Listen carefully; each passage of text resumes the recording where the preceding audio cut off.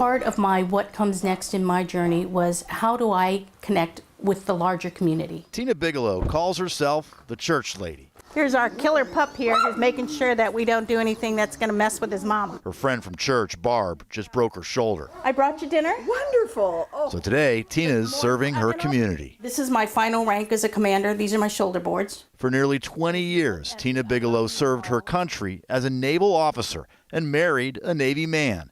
Today, she's a retired disabled veteran because of a 20-year battle with breast cancer. With cancer, with many of the other things that my fellow veterans suffer from, our recovery isn't a one and done.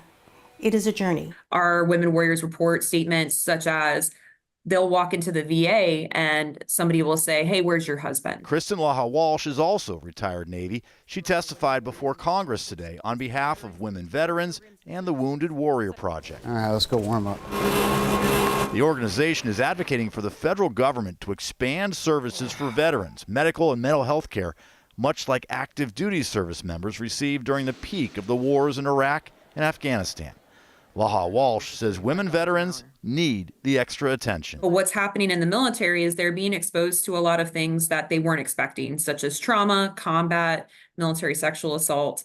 And unfortunately, where the gaps are, a lot of our warriors do not feel safe reporting these things while they're in service. As a brown woman in a white male Navy, there was a lot of institutional trauma just showing up. Bigelow benefited from services provided by the VA and the Wounded Warrior Project.